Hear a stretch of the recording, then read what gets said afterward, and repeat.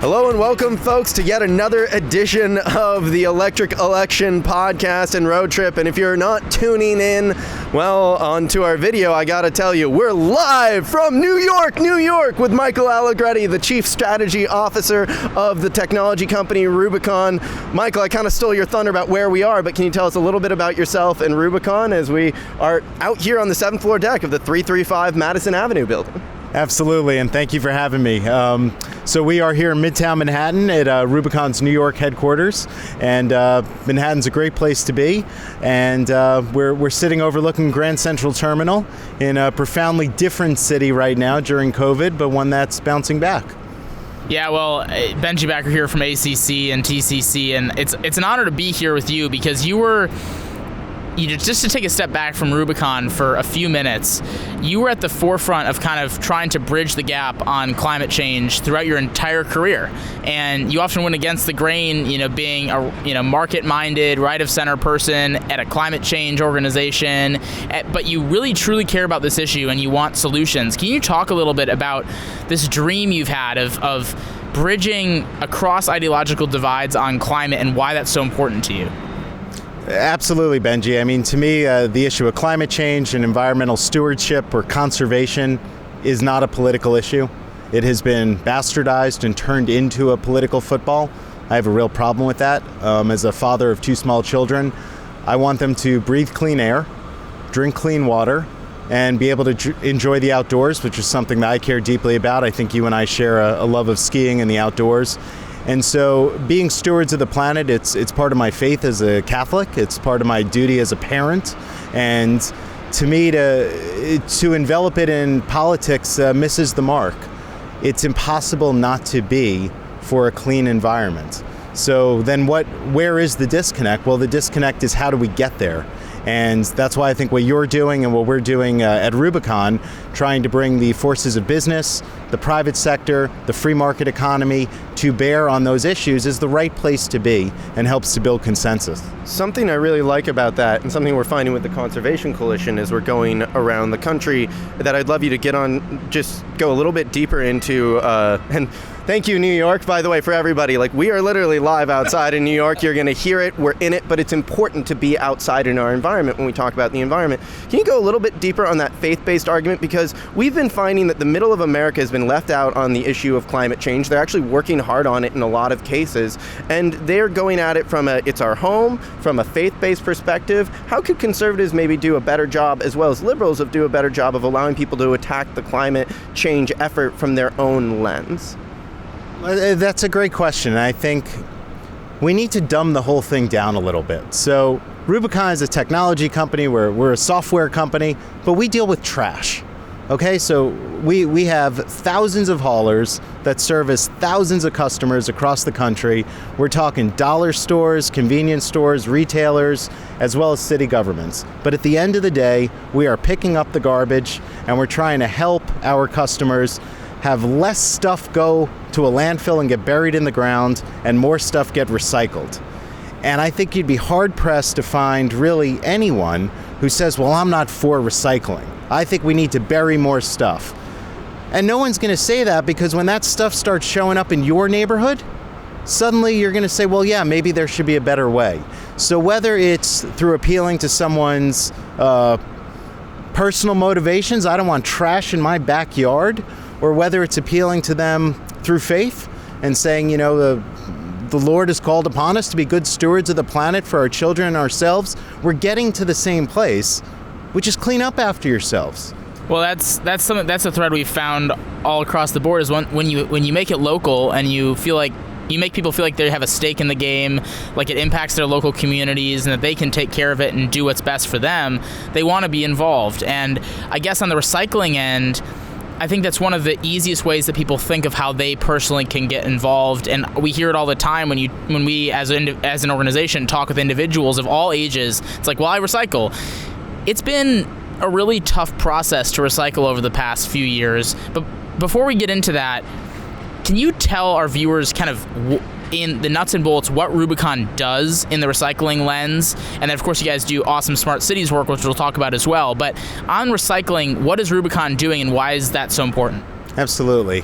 So Rubicon's a software company, and we have a suite of products and services that we deploy out into the field. And how do we do that? We put it in the trucks of independent haulers, the men and women who go up and actually pick the stuff up, and we put it in the palms of the hands or on the screens of our customers.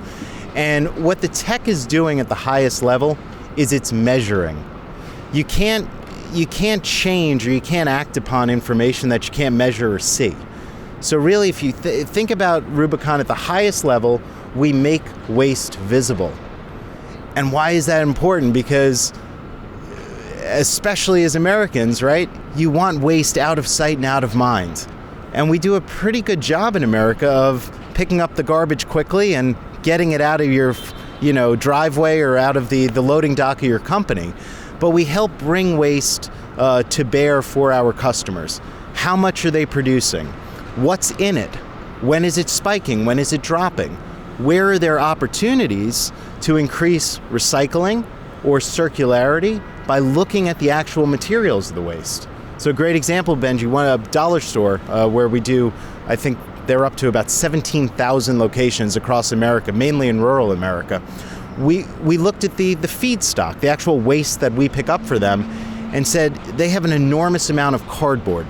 We call OCC in the industry. And we said if you could pull that out of the landfill and you could start to get that to a paper mill, not only could you make some money as a business, but you could do something good for the planet. And so there are hundreds of examples in our company just like that. And it starts by measuring what you would not otherwise see.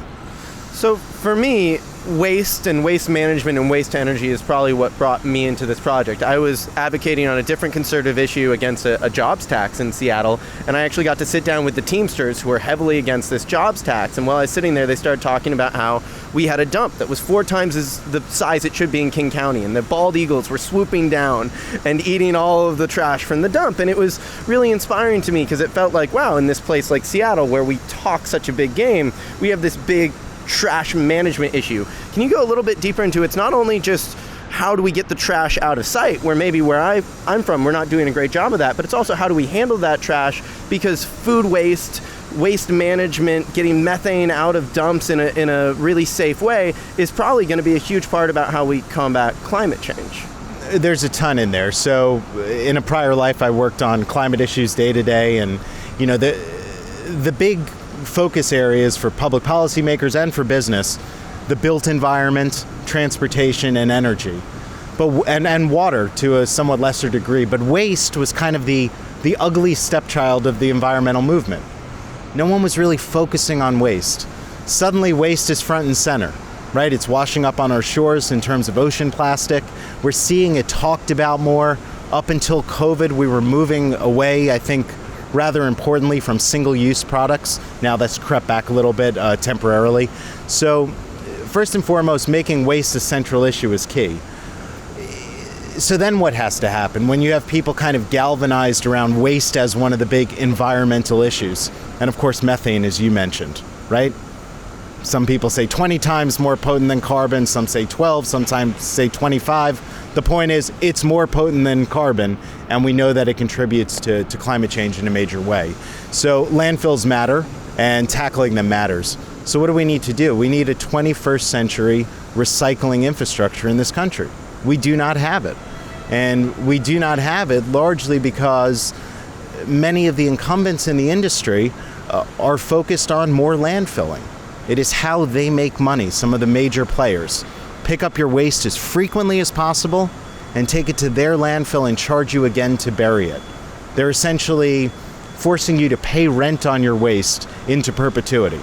So Rubicon tried to flip that entire model on its head and say, if we were not saddled with a landfill, if we weren't saddled with thousands of trucks that needed maintenance over time, if we could just focus on what's best for the environment and for our customers, we could change the game in that regard.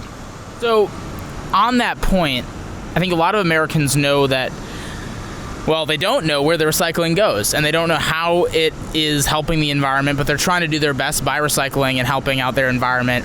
When you saw that China decided not to take our recyclables a few years ago, what were your thoughts? And a second point, how do we do recycling better in the United States going forward? There's a lot in there. But you can take as many minutes as you want on that answer.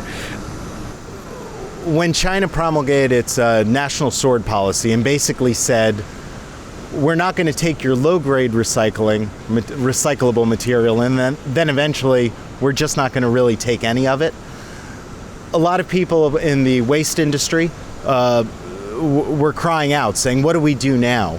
But I think the smartest business leaders in America, the smartest policymakers, and these are people on the right and the left, said this is a wake-up call.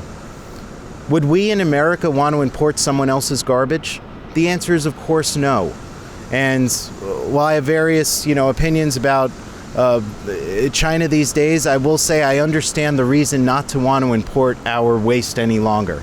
So this was a wake-up call to us as Americans that we'd been burying our problem, and in this case, shipping our problem overseas.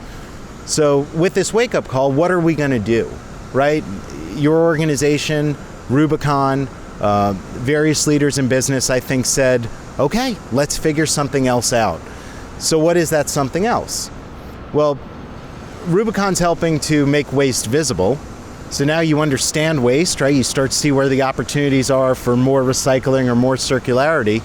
But, my mother, your parents, or your partner, when they walk to the recycling bin, they're still scratching their head. What goes in which bin? Do I have to clean this out? Does it go in one place? So we need better labeling. Imagine that. It's that simple. We could start with better labeling, universal labeling. Speak to the science of waste to energy a bit. And I struggle with this because in my past life as a talk radio show host, I thought waste to energy was convoluted. It didn't make, a basic consumer doesn't really know what that is. We started to learn, it's poop to power in some cases. It's drawing methane out of a landfill. In Europe, they literally burn the trash and turn it into CO2 encapsulated pebbles. I mean, to be honest, I almost want to go to that, it's a trash incinerator, or the Mr. 3000 from Back to the Future. What's your kind of perspective on it, and how do we make, really waste to energy cool for the first time? Yeah, I think, and I guess I'm one of these people that subscribes to more of that all of the above approach, which I know has been out there a while, but I think there are different solutions for different parts of the country, different times. So waste energy has a place. I do think overall we have to go a step beyond that. There are a lot of externalities that come from burning garbage, right? The toxins, the smell, the emissions. So right now there are places for it, but I don't think it's the full solution. Sure. We don't currently have the infrastructure to take all of the recyclables in this country and actually recycle them. How can we get there quickly now that we have this problem that local communities have really started to realize, okay, China's not taking our trash anymore. We have people who are recycling. We need better labeling, of course.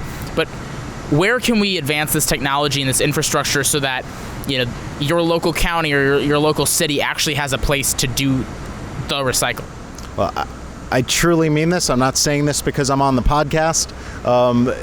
What you are doing with your coalition is a critical piece to this puzzle. And it's very popular, especially when the climate issue was coming to the fore. Everyone said, all we need is political will. No, that's not true. We need political will, and we need money, and we need an economic case for these things that makes sense for business and makes sense for taxpayers and homeowners. Until you have all three, the political will alone is not enough. But what your organization can do, and I think is critical, is you can galvanize cities and states on a regional basis to build recycling infrastructure, and you can bring in the private sector. So again, public-private partnerships, a term that is bandied about a lot. My friends at the Concordia Summit, which for the first time was hosted virtually, but is usually right over there, 10 years running, focuses exclusively on public-private partnerships. And this is an issue they should probably take up as well. How do you bring some of the guests you've had on this podcast, some of the leaders in private equity, some of the institutional investors who have more patient capital to invest in recycling infrastructure on a regional level? And they will do it if they know that the government will provide a level playing field, will provide some feedstock from various cities and counties that encircle that location, This is not rocket science. But right now you have lobbying interests that are hell-bent on ensuring that does not happen. Yeah, I mean, those interests are holding it back, and I think that is, a major part of the problem. But it's also the fact that people maybe don't think it's economical. Can you speak to, as somebody who is part of a very successful business in the recycling world, obviously you focus on other things as well, why is recycling economical, and why should local governments be a part of that? And I'd say, Benji and Saul, it goes a level beyond just economical on the individual level. We approach it by looking at our customers, and our customers are primarily large businesses, Fortune 500s, some SMBs, but mainly these massive businesses, and cities. And so when you look at economical at that, on a larger scale like that, suddenly the economics change a bit. When you're talking about a retailer that has thousands of locations, and you're talking about a supply chain that touches thousands of feeder businesses, suddenly the economics start to work better. You also have to think of in the case of a business, who are your customers, and in the case of a government, who are your taxpayers or your citizens? And frankly, they're demanding this. So businesses and governments actually have to start doing this. And if they have to do it at a loss in the earliest days, those are the courageous businesses that will win over the long term because they're building that loyalty. Can I ask you a question, and this is more connecting you and Benji, because I'm fascinated by your career path, and Benji in many ways is at the beginning of his, having just graduated college. No, not at all. I'm in the middle here. But you started as an activist, and then you went into really the nonprofit world. You ran for office, and you got your graduate degree, and then you kind of end up here in the business world. And it's something we take away a lot from our journey in Seattle, right? You see Microsoft, Amazon making huge strides on climate action, kind of as our governor maybe can't, get that legislation, across. Why do you think it's important for activists to move towards action as they get older? And where is the long-term value in that when you kind of look at your own career path? Yeah, and I will say, so I've never thought of myself as an activist. Candidly, I've never. You were the first person who has ever called me that.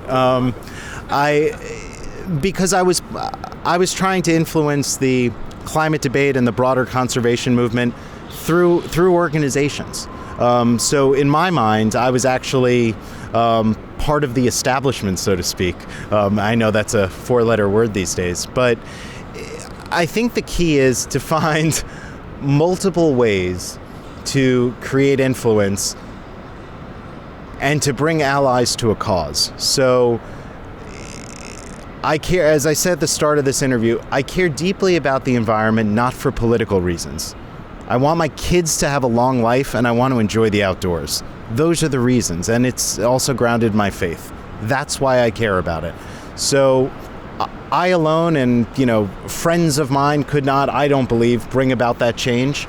I never thought that marches necessarily would do all that much unless there was some piece of public policy at the end for which one was marching. So for me, it was about getting into where the rubber hits the road, the flows of capital through business, and the public policy making through government. That really resonates with me because I think we need massive change in this country and across the globe to fix these problems. There's no doubt about that. But revolution, or whatever people want to call it, you have to start changing things from within. And if you're only against the beast all the time and you're just yelling and you're just kind of screaming at the air, you aren't being heard. And yes, we need radical change, but that takes time, that takes effort, that takes conversation, that takes meeting with your elected official instead of yelling at them. That means trying to work with companies instead of against them. That means trying to work with the industries you hate the most to improve the way they're doing things.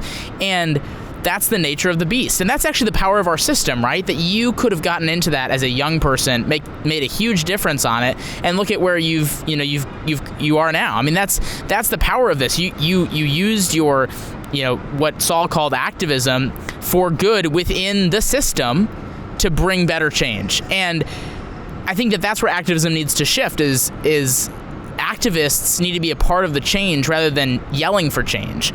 And that's not to say that protests or rallies or those sorts of things aren't important and don't have a role. But it's like, what's that next step? To your point, what's the point of this protest if you don't have an action item? Well, if I can build on that, I mean, I love where I work. I love this company because Rubicon embodies these environmental issues that I personally care deeply about.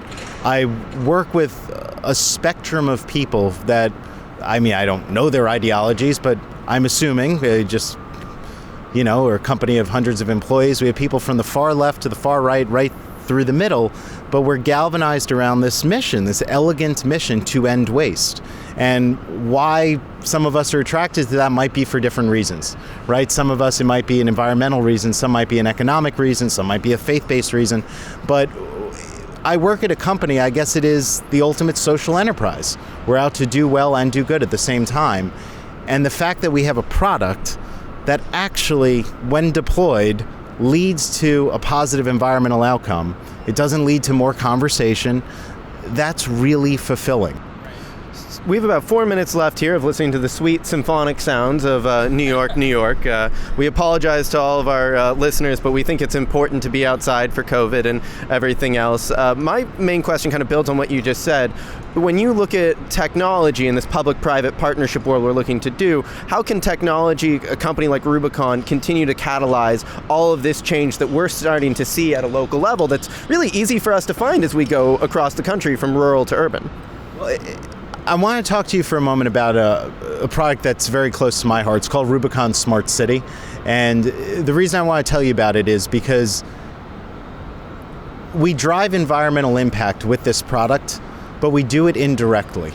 And it's part of why I think it's so powerful. So we've built a technology suite that we've deployed now to over 55 cities across the United States, some of the biggest cities in the country, down to some of the smallest as a New Yorker, I would call them towns, but they're not. They're places with 30 or 40,000 people. And what the technology is doing is, yes, it's giving line of sight to the waste stream of a community, but it's also making these government fleets that are running our technology more efficient through better routing, through fewer trips to and from a landfill. It's helping to inform preventive maintenance on trucks. So you say, well, what does this have to do with ending waste and landfills and climate change? Well, if I can keep a truck off the road, or I can reduce the amount of time it's on the road, if I can keep it out of a lower income neighborhood where the landfill is inevitably usually located, or maybe only have it go there once a day versus twice a day, in total, over time, I am driving a positive environmental output. And as we look at our portfolio, one city, we're saving that city nearly $750,000 a year through these sorts of efforts. Now, what can they do with that money? Back to the start of our interview. Well, they could invest that in recycling programs. They could give it back to the taxpayer. They could do anything in between that. But overall, it's a net positive for that community. And I think that's how you build allies, when you make it worth their while economically and you improve their quality of life. I'm really glad you guys are working on that, because we all know that a lot of the emissions in this country come from cities, and on the transportation end, that's a major part of it. So for cities across the country, not only should they be doing this from the environmental lens, but it also saves them money, and on the long term and the short term. And there's so much potential to turning our cities into smart cities, to turning New York into a more efficient, smart city. Every city in the country can be more efficient, better stewards of their environment, and save unnecessary gas, unnecessary power, whatever it might be. And I would just encourage those who are listening to check out the Smart City program with Rubicon, because the waste part of it has been kind of the staple for many years, but this is kind of that next huge step. It's a leap into the future, and every city truly should be taking notice. Now, we are unfortunately out of time. I wish we could continue this conversation because it's a fascinating one. We're about to continue traveling across the country to cities and to rural areas, and we've been asking every one of our guests kind of what you hope we see for the rest of this trip. We're about halfway through, and we're going to hit some of the most rural and urban parts of America still to come. What advice do you have for us, and what do you hope we find? Well, I think you have to meet people where they are, and I'm just getting to know you guys. I'm sure you will, but speak to folks in a way that is inclusive, and don't approach your work from a perspective as a coastal elite or as someone who has the public policy answer, and you're simply trying to win them over to your vision. I'd instead say, ask them their opinion and see if you can bring some of their perspective into the broader solution. Kind of as I'll step on this landmine you put in front of me as our local coastal elite from Seattle. I'm so glad you said... That was payback for the activism. Yeah, it's been really mind-blowing, and it's popped my personal bubble, and more than ever before, I do want to go back home. I love my home. My home is a tough place to be a little bit more conservative, but Sure. it's my home, and I want to bring what I've learned all across the United States back to there. I don't want it to be Washington talking to the other states. We have so much more to learn, Benji, and it's been truly inspiring, and it's been great to learn more about Rubicon. Any final words, Benji, before we sign off? Just a final thought is that when you meet people where they're at, you automatically have this relationship, and that's been the power of this road trip. But you're right, the coastal elitism that's happened on this issue has really made it hard for action to be done. I really like the example you used of working with dollar stores in middle America and rural areas. We need more of that, and we need them to listen to you, and we need you to listen to them, and that's what's going to drive this change. So I'm really glad you said that, and just super appreciative of your work. Well, Michael Allegretti with Rubicon, Benjamin Backer with the Conservation Coalition. I'm Saul Spady, and live from New York, we're going to the next road trip location.